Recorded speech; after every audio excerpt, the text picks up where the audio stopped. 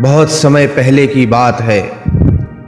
अचलगढ़ के राजा श्याम सिंह ने राज्य में घोषणा करवा दी कि उनके राज्य में वही योगी रह सकता है जो उसके सवालों का सही जवाब दे, अन्यथा उसे संन्यास छोड़कर विवाह करना पड़ेगा। श्याम सिंह ने सवाल किए कि योगी और गृहस्थ कैसा होना चाहिए तथा योगी बनना ठीक है या गृहस्थ। अब राज्य में अनेक योगी आए पर संतोषजनक उत्तर ना दे सके और उन्हें गृहस्थ बनना पड़ा। एक दिन प्रातःकाल एक योगी राजमहल के द्वार पर पहुंचा। द्वारपाल उसे राजा के पास ले गया। राजा ने उससे भी अपने सवाल दोहराए। योगी ने कहा, हे राजन, इन सवालों का जवाब मैं आपको दूंगा, परंतु 1 महीने के बाद दूंगा। राज्य ने उसकी प्रार्थना स्वीकार कर ली। अवधि पूरी होने पर योगी ने राजा से कहा, राजन, अब आपको मेरे साथ चलना पड़ेगा। राजा और योगी साथ चल दिए। चलते चलते उन्हें कई दिन बाद राज्य की सीमा पार कर पाए। दूसरे राज्य में पहुंचने पर योगी ने कहा, राजन, हम लोग जिस राज्य में चल रहे हैं, इस राज्य की राजकुमारी का आज स्वयंवर हो रहा है। चलो हम उस स्वयंवर को देखते हैं। राजकुमारी मंडप में जयमाल लेकर आई और उसने उस अकस्मात योगी के गले में डाल दी। स्वयंवर में उपस्थित अन्य राजकुमारों ने कहा, राजकुमारी से कोई गलती हो गई है, वे फिर जयमाल डालेगी। योगी ने जयमाल निकालकर राजकुमार को दे दी। राजकुमार द्वारा राजकुमारी के पास पहुंचती है जयमाला। चारों तरफ राजकुमारी फिर घूमी, दूसरी बार भी योगी के गले में डाल दी, तीसरी बार भी योगी के गले में डाल दी। आखिर स्वयंवर में उपस्थित राजकुमारों ने कहा कि अब राजकुमारी का विवाह इस योगी के साथ ही होगा। स्वयंवर का निर्णय सुनकर योगी जी वहां से भाग गए। राजकुमारी ने योगी का पीछा किया।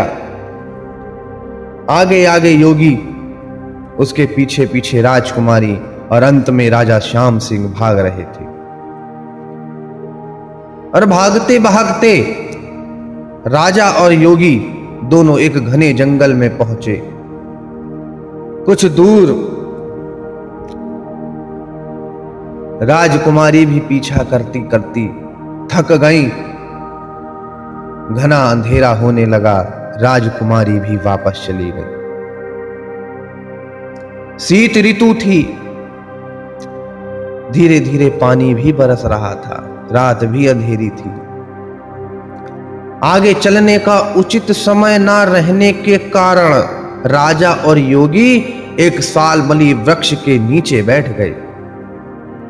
उस पेड़ पर एक हंस और हंसनी रहते थे। वे पूर्व जन्म में गृहस्थ थे। हंस हंसनी से बोला, द्वार पर 2 अतिथि आए हैं, उनका उचित सत्कार होना चाहिए, यही हमारा धर्म है। सबसे पहले इन लोगों को शीत से बचाने का उपक्रम करें, क्योंकि आज ठंड बहुत ज्यादा हो रही है। हंसनी ने पेड़ से सूखी लकड़ियां गिरानी शुरू कर दी। हंस किसी प्रकार गांव से आग ले आया। योगी ने आग जला दी। फिर पेड़ से गिराए गए फल को इकट्ठा किया। राजा मांसाहारी था। हंस ने हंसनी से कहा, प्रिय, मेरे ना रहने पर तुम बच्चों का पालन पोषण तो कर लोगी, किंतु मैं तुम्हारे बिना पागल हो जाऊंगा। इसलिए पेड़ के नीचे जलती आग में गिरकर मैं प्राण दे रहा हूं, ताकि राजा की भूख शांत हो सके। यह कहकर आग में हंस गिर पड़ा। योगी फल खाकर सोचने लगा और दूसरी ओर राजा अब भूख से परेशान हो रहा था। तब हंसनी भी अपने बच्चों के साथ आग में गिर गई। सभी को खाकर राजा के पेट की भूख शांत हुई। योगी और राजा सालमली वृक्ष के नीचे ही सो गए।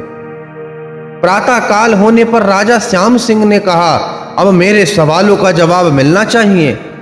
तब योगी बोला, अरे मूर्ख राजा, मेरे बर्ताव को देख, तुम्हें नहीं मालूम हुआ कि योगी कैसा होना चाहिए?